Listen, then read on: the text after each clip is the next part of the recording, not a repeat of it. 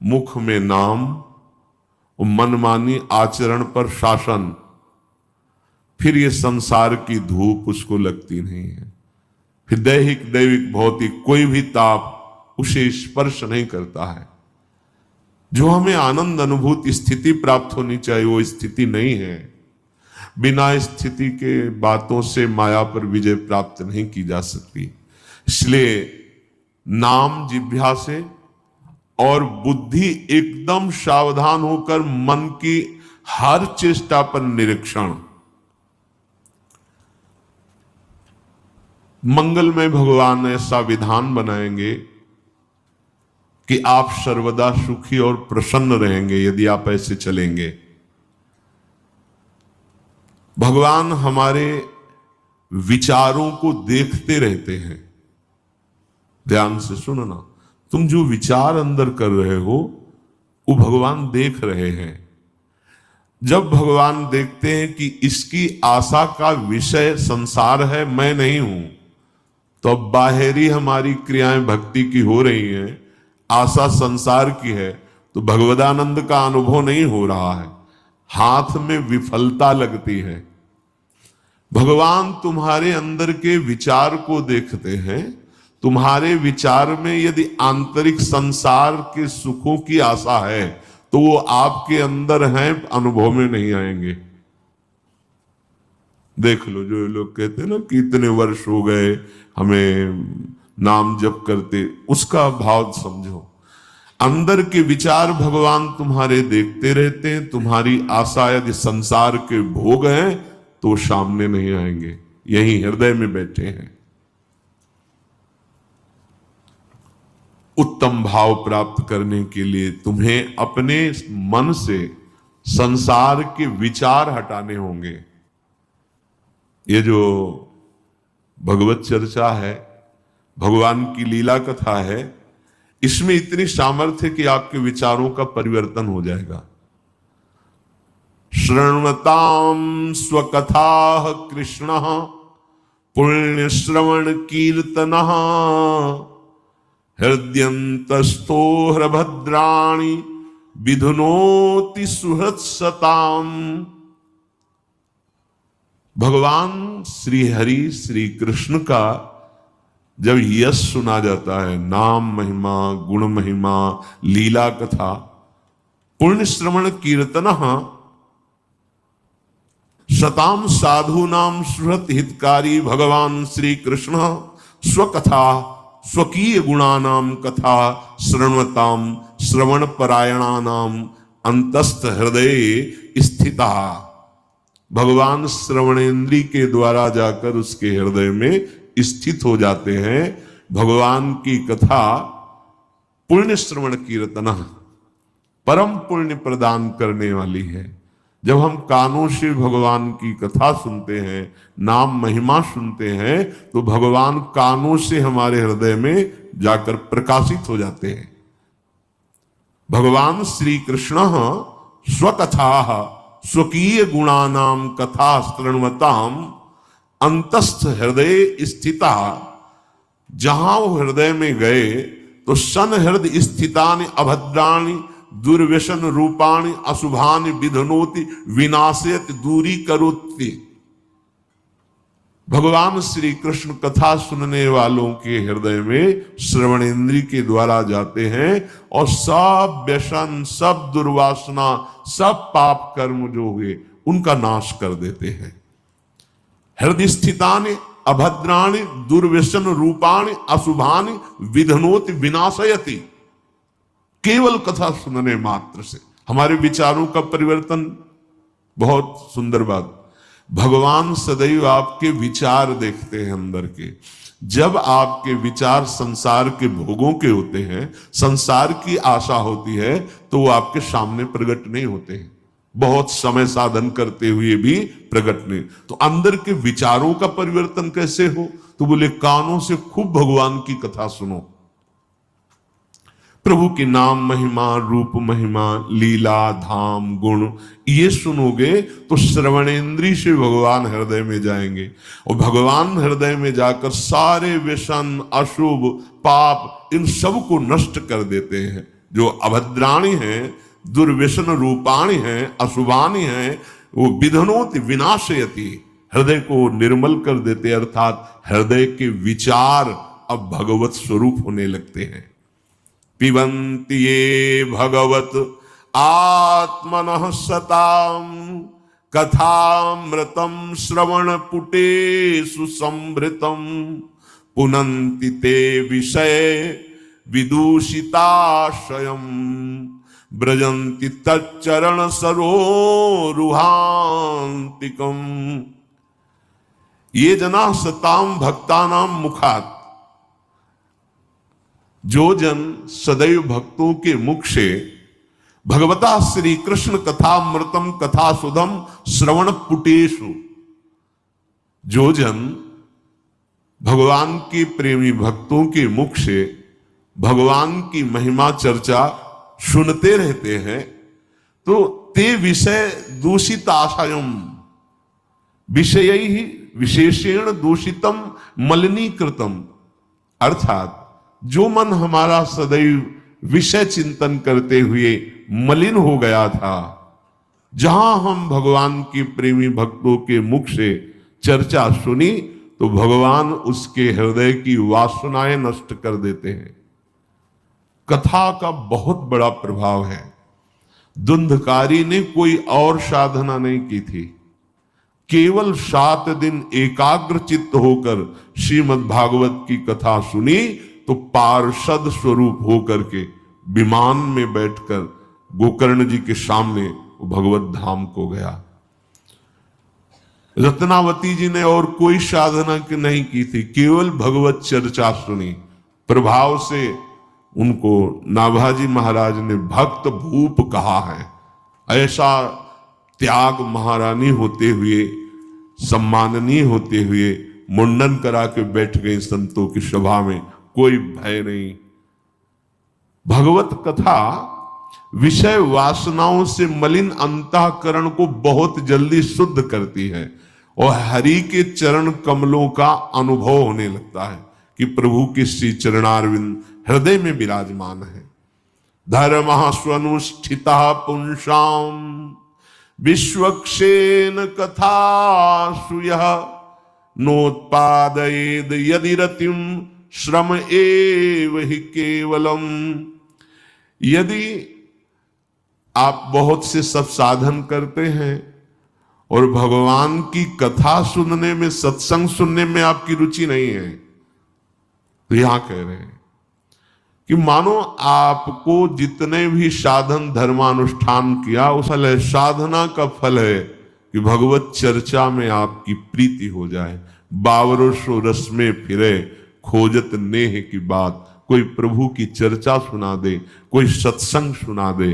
बड़ा अहोभाग्य होता है जब सत्संग में रति, भगवत चर्चा में रति हो, अन्यथा साधना बड़ी नीरसता है। ये इसलिए कहते हैं कि इसी मार्ग में चले हैं, वर्षों चलते चलते मन नीरस हो जाता है। सत्संग में एक नया उत्साह, भगवत चर्चा में एक नई जीवनी शक्ति मिलती है, भगवान की तरफ चलने का नया उत्साह मिलता है।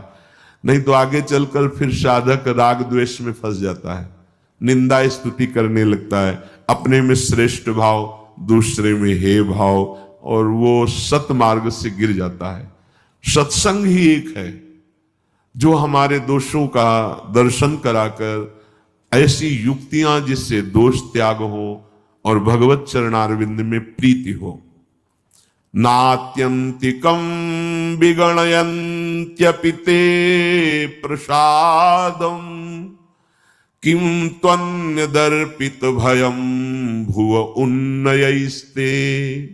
येंग त्वदंग शरणा भवतः कथाया कीर्तन्त्य तीर्थ यशसः कुशला रसज्ञा।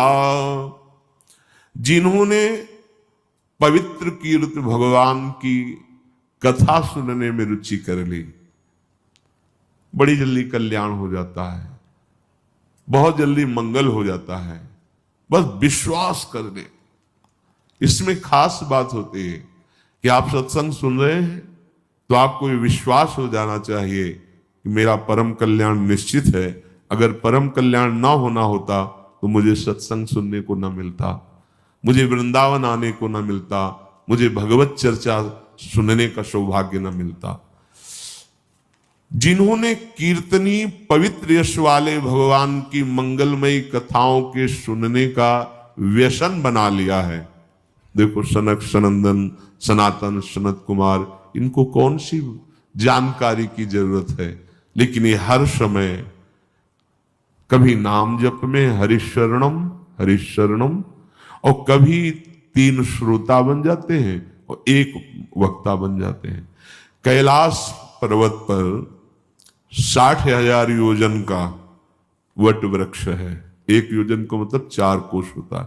60,000 योजन, 6 ऋतुएं उस वृक्ष के नीचे हैं, अलग अलग डालों के नीचे अलग अलग ऋतु का प्रभाव। और देवाधिदेव महादेव कथा कह रहे हैं, भगवती अम्बा बैठकर सुन रही। बोलो इनको क्या जरूरत है? समस्त साधनों का सार भगवत कथा रस में हमारी आसक्ति हो जाए, व्यसन बन जाए तो हमारे विचार बदल जाएं। कभी एकांत में बैठकर भागवत का स्वाध्याय, भगवान के जो भागवत में 10वें स्कंद की लीलाएं हैं उनका रसास्वादन, निकुंज लीला रस में प्रवेश पाना तो बहुत ऊंची बात है। जैसे श्रीमद चतुराशी जी, 42 लीला, केलीमाल जी, महावाणी जी, ये अद्भुत रस है। अगर वहां प्रवेश नहीं हो रहा तो आप 5 अध्याय भागवत के उठाइए, 10वें स्कंद के, और भगवान की लीलाओं के पढ़िए। आप देखिए आपका हृदय बहुत जल्दी पवित्र हो जाएगा। भगवान की लीला कथा पढ़ते तो हैं लेकिन दूसरों को सुनाने के लिए, और सुनाते तो हैं लेकिन अपनी वासनाओं की पूर्ति के लिए, मान सम्मान के लिए। तो जो रंग आना चाहिए वो रंग नहीं आता। नहीं तो बड़ा आश्चर्य की बात, सीधे 7 दिन में भगवत प्राप्ति। ऐसा पापी जो प्रेत योनि को प्राप्त है धुंधकारी, सीधे भगवत कथा सुनने मात्र से। जो प्रभु की कथाओं का स्वाद लग गया है जिनको, बहुत से ऐसे भाग्यशाली जन हैं, अगर उनको सत्संग न मिले तो उनको जीना मुश्किल लगे कि अब हमारा जीवन किस कार्य का। बड़े भाग्यशाली। और ये पक्का देखा गया, अगर सत्संग नहीं जीवन में तो बहुत सी ऐसी साधना को नष्ट करने वाली बातें देखी गई जिनके निवारण का कोई उपाय नहीं है बिना सत्संग के। सत्संग हर समय एक जांच करवाता रहता है हृदय की, एक नवीन उत्साह देता रहता है। तो कोवा भगवतस्तस्य पुण्य श्लोके कर्मणः शुद्धि कामोन शृणुयात् यशः कलिमलापहम। कौन ऐसा उपासक होगा जो भगवत प्राप्ति करना चाहता है पर वो भगवान की चर्चा से प्रीति नहीं करता, सत्संग सुनने की इच्छा नहीं रखता, जो भगवान के यश का श्रवण नहीं करता है तो कोई भी कर्म कर ले हृदय निर्वासनिक नहीं होता है। ये भगवान की चर्चा से ही होता है। देखो कर्म करने में तो बड़े प्रवीण मथुरा के ब्राह्मण थे, लेकिन उनकी पत्नियां केवल कृष्ण चर्चा सुनती थी। उसी का प्रभाव हुआ कि वो भगवान का साक्षात्कार पाई, और वो कर्मकांडी ब्राह्मण जन एक झलक भी भगवान की नहीं पाए।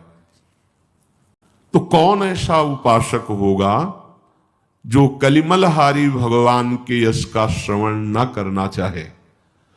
भगवान के यश का जो ही शब्द हमारे कानों में पहुंचता है तो प्रविष्टा कर्ण रंध्रेण स्वानाम भाव सरोरुहम धुनोति समलम कृष्ण सलिलस्य यथा शरद। प्रभु श्री कृष्ण की महिमा, हरि नाम की महिमा जब हमारे कानों में पड़ती है तो जैसे बड़े बड़े तीर्थों का उगाहन, यज्ञ, शास्त्र स्वाध्याय, दान, पुण्य, इनसे हृदय पवित्र होने की भावना होती, पाप नष्ट होने। तो उनमें इतनी सामर्थ्य नहीं जितने सत्संग के शब्द पवित्र करते हैं। भगवान तीर्थानि व्रतानि यज्ञ छंदांसी ऐसा वर्णन करते हैं कि ये सब वैसा पावन नहीं कर सकते जैसा सत्संग करता है। कानों में जब शब्द पहुंचते हैं भगवान की महिमा के, तो जैसे शरद ऋतु जल के मैल को दूर कर देती है, वैसे मन का मैल सत्संग के शब्दों से दूर हो जाता है। तो हम कानों से भगवान की चर्चा सुनेंगे तो हमारे हृदय के जो विचार हैं वो पवित्र हो जाएंगे। जब तक हृदय के विचार पवित्र नहीं होते तो हृदय में रहते हुए भी प्रभु अनुभव में नहीं आते, आनंद का अनुभव नहीं होता। तो तुम नित्य सच्चिदानंद भगवान के नाम का जप और उनकी चर्चा और हृदय उनको समर्पित, तीन बातें यहां कह रहे हैं। हृदय का समर्पण अर्थात एकमात्र भरोसा प्रिया प्रीतम का। कानों से चर्चा सुनने का नशा बनाओ। जब चार साधक बैठो तो भगवत चर्चा करो, बहुत लाभ मिलेगा। भगवान भी कहते हैं बोधयंतः परस्परम कथयन्ति च माम नित्यम तुष्यन्ति च रमन्ति च। परस्पर बैठकर भगवत चर्चा करने से बहुत जल्दी भगवत प्रीति जागृत होती है। उपासक इसमें असावधान रहता है। जब वहां चार साधक बैठते तो प्रपंच की वार्ता होती, खान पान, एक दूसरे के गुण अवगुणों की नहीं करनी चाहिए। प्रभु की चर्चा करो या मौन होकर के नाम जप करो, वाणी को मौन रखो। अपनी शक्ति का नाश करते रहते हैं हम लोग। अगर हम वाणी से केवल भगवत चर्चा करें तो वाणी का वेग शमन हो जाएगा, शांत हो जाएगा। नेत्रों से उचित दर्शन करें भगवत भाव, नेत्रों का वेग शांत हो जाएगा। जबान जो बोलना और स्वाद लेना, दो इंद्रिय है इसमें। अगर हम केवल भगवत प्रसाद पाएं तो ये स्वाद की वेग वृत्ति शांत हो जाएगी। केवल वाणी से भगवत चर्चा, भगवान नाम, तो वाणी का वेग शमन हो जाएगा।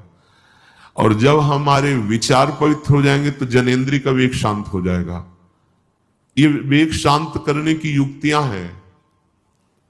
बड़ा सामर्थ्य आ जाती है हर इंद्रिय में जब आप उससे भगवत समर्पित व्यतीत करते हैं। अब हम जब मनाया खा लिया, जो मनाया देख लिया, जो मनाया बोल दिया, जो मनाया सुन लिया, यही हमारी दुर्दशा का कारण है। इसी से हमारे हृदय में भगवदानंद की स्फूर्ति नहीं हो रही। उपासक को यहां बहुत सावधानी की बात कहें। कुछ उपासक जन प्रभु श्री कृष्ण के श्रृंगार रस का अधिकार ना होने पर बाह्य श्रृंगार करने वाला कभी श्रृंगार रस का अधिकारी होता ही नहीं है। यह ध्यान दीजिएगा। बाह्य श्रृंगार, शरीर प्रियता, रोज गाल चिकने करो, उसके ऊपर ट्यूब लगाओ और इसके बाद जो है ये सब करके तुम सोचो श्री कृष्ण को रिझा लेंगे। बाह्य श्रृंगार करने वाला नहीं, ये तो अवधूतों का मार्ग है, परमहंसों का मार्ग है, जो देह भाव से ऊंचे उठे हुए महापुरुष हैं। तो यहां कह रहे कि उपासक को इस उपासना के मार्ग में जो महामाधुर्य रस, श्रृंगार रस कहा गया है, इसमें जैसे जैसे आगे बढ़ना होता है वैसे वैसे शरीर से उदासीनता बढ़ाई जाती है। बाहरी श्रृंगार कोई गोपी नहीं है कि आपको ये सब, बिल्कुल नहीं। अगर ऐसा है तो भगवान को साक्षी करके देख लो, तुम्हारी भोग विलासता बढ़ रही है, तुम्हारी इंद्रियजन्य भोग विलासता बढ़ रही है, और ऐसे लोगों को नरक की प्राप्ति होती है जो भगवान के श्रृंगार रस की आड़ में अपनी काम वासना की पूर्ति का खेल खेलते हैं। बहुत होश में हो जाए, ये परमहंसों का रस है। गोपीजन ये सब महान ऋषि हैं, वेद की ऋचाएं हैं, कोई स्त्री नहीं है। आत्मस्वरूप गोपी हैं। परम त्यागमयी वृत्ति, कहीं स्वसुख वांछा लेस मात्र नहीं, देह भाव, वो स्थिति। तो इस मार्ग में चलने वाले उपासक को ऐसे महापुरुष, ऐसे संत जन, ऐसे महाभागवत जन का अनुकरण करना चाहिए, जो प्रिया प्रीतम के प्रति संपूर्ण समर्पित चित्त होकर निर्वासनिक हो गए हैं। नहीं तो काम के द्वारा ठगे जाते हैं, शब्द लिखा है, नहीं तो काम के द्वारा ठगे जाते हैं। रास का मतलब ब्रह्मानंद से भी ऊपर उठा हुआ महारस है। जो ब्रह्मानंद को प्रदान करने वाले भगवान शंकर हैं, वो जहां गोपी रूप धारण करके रास का रसास्वादन करना चाहते हैं, उस रास को कैसे शब्दों से संबोधन किया जाता है? बहुत सावधान। ये महाप्रेम का एकांतिक रस, श्रृंगार रस, माधुर्य रस, परमहंसों का रस है। हम उनके बच्चे हैं, उनके मार्ग में चल रहे हैं, तो इस बात को समझना होगा। शारीरिक श्रृंगार करने वाला श्रृंगार रस का कभी अधिकारी नहीं हो सकता। शारीरिक श्रृंगार बनावट नहीं। प्रभु को रिझाने के लिए अंगूठियां पहनना, ये बाहरी श्रृंगार करना, या इधर उधर अंग प्रत्यंग को स्त्री भाव प्रकट करना, ये नहीं है, ये नहीं है। बाहरी स्त्री वेश श्रृंगार करने से यदि श्री कृष्ण मिलते तो माताओं बहनों को तो जरूर मिल जाते प्रभु ना, क्योंकि उनका तो सब स्वाभाविक शरीर वैसा ही है। ये बनावटी वेश श्रृंगार से श्री कृष्ण प्रसन्न नहीं होते।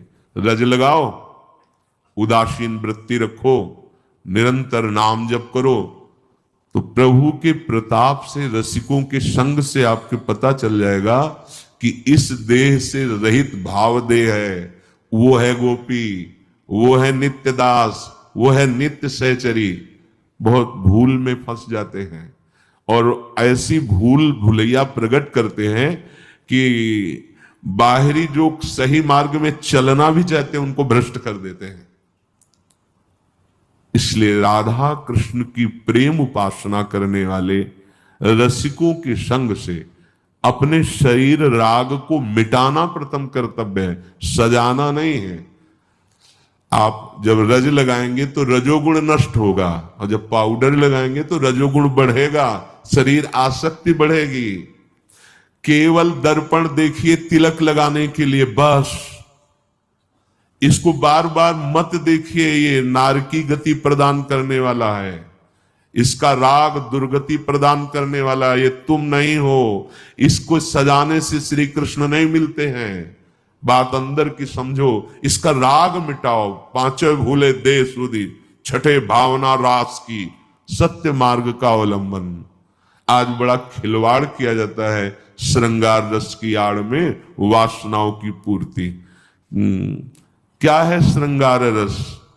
जो ब्रह्मानंद में छके हुए जन है वो भी ललचाते हैं, वो है श्रृंगार रस।